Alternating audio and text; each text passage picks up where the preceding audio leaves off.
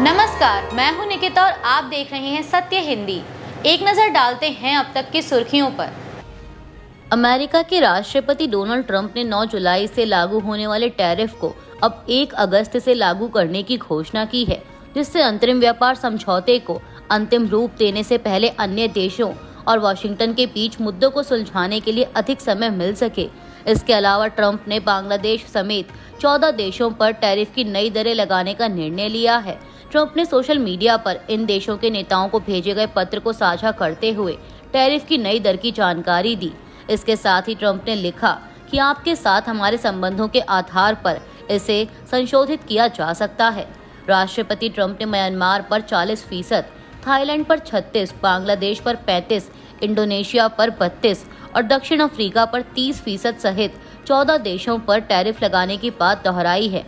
बता दें कि इससे पहले ट्रंप ने 9 जुलाई से टैरिफ लागू करने की घोषणा की थी। सोशल मीडिया प्लेटफॉर्म एक्स पर सोमवार को AIMIM के अध्यक्ष असदुद्दीन ओवैसी और अल्पसंख्यक कार्य मंत्री किरेन रिजिजू आमने सामने नजर आए। ओवैसी ने केंद्रीय मंत्री से कहा कि वे भारत की तुलना पाकिस्तान, बांग्लादेश, म्यांमार, नेपाल और श्रीलंका जैसे देशों से करना बंद करें। दरअसल रिजिजू ने 7 जुलाई को एक्स पर पोस्ट किया था कि भारत एकमात्र ऐसा देश है जहां अल्पसंख्यकों को बहुसंख्यक समुदाय की तुलना में अधिक फायदे और सुरक्षा मिलती है। इस पर ओवैसी ने एक लंबा पोस्ट करते हुए रिजिजू से कहा कि आप भारतीय गणराज्य के मंत्री हैं, राजा नहीं। किरेन रिजिजू, आप संवैधानिक पद पर हैं, सिंहासन पर नहीं। अल्पसंख्यक अधिकार मौलिक अधिकार है, दान नहीं। क्या हर दिन पाकिस्तानी, बांग्लादेशी, जिहादी या रोहिंग्या कहलाना फायदा है? क्या भीड़ द्वारा मारे जाना सुरक्षा है? ओवैसी के इस पोस्ट पर केंद्रीय मंत्री किरेन रिजिजू ने भी जवाब दिया। केंद्रीय मंत्री ने कहा कि हमारे पड़ोसी देशों से अल्पसंख्यक भारत आना क्यों पसंद करते हैं और हमारे अल्पसंख्यक पलायन क्यों नहीं करते। प्रधानमंत्री मोदी की कल्याणकारी योजनाएं सभी के लिए हैं। अल्पसंख्यक मामलों के मंत्रालय की योजनाएं अल्पसंख्यकों को अतिरिक्त लाभ देती हैं। वहीं रिजिजू के इस पोस्ट पर भी ओवैसी ने जवाब दिया। ओवैसी ने लिखा कि माननीय मंत्री के मुताबिक अगर हम पलायन नहीं करते हैं तो इसका मतलब है कि हम खुश हैं।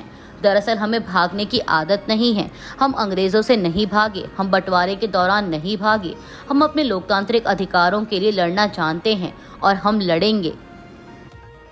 अमेरिकी राष्ट्रपति डोनाल्ड ट्रंप से मिलने पहुंचे इस्राएल के प्रधानमंत्री बेंजामिन नेतन्याहू ने वाशिंगटन DC में उनके साथ डिनर किया। इस दौरान राष्ट्रपति ट्रंप ने एक बार फिर दोहराया कि हमने भारत और Pakistan, Serbia, Kosovo, Rwanda, Congo के साथ काम किया।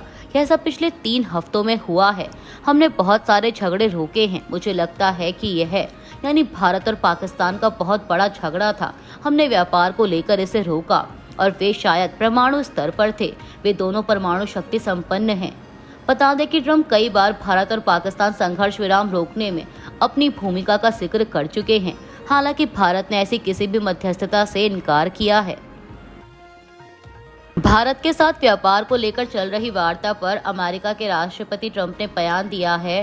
ट्रंप ने कहा है कि हमने यूनाइटेड किंगडम के साथ एक समझौता किया है, हमने चीन के साथ भी एक समझौता किया है और हम भारत के साथ समझौता करने के करीब हैं।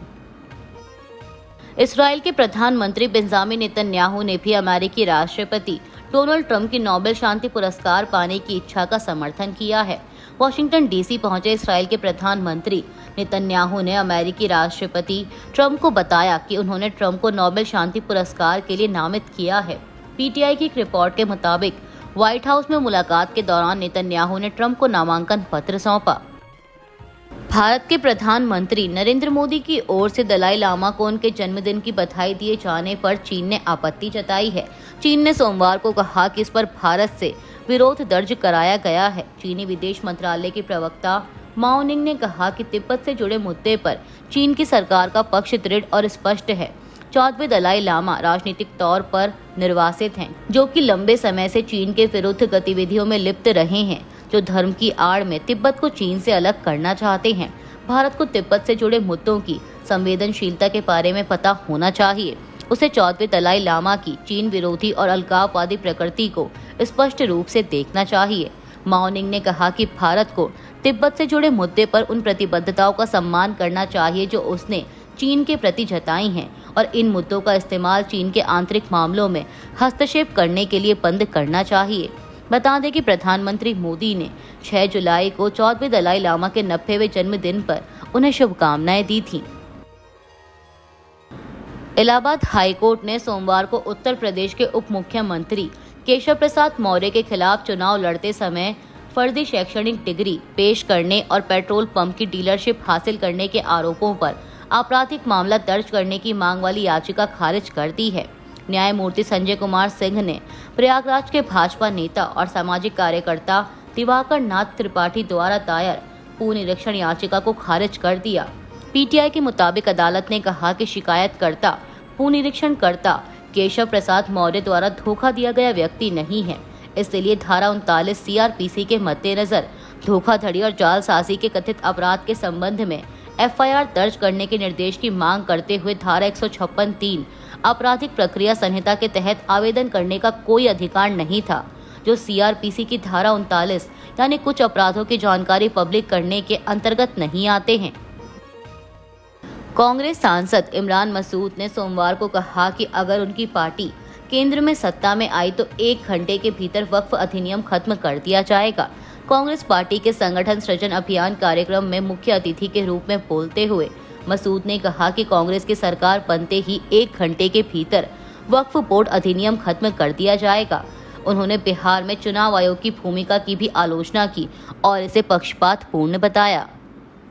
अभी के लिए इतना ही। बाकी की देश दुनिया की बड़ी खबरों के लिए जुड़े रहिए सत्य हिंदी के साथ।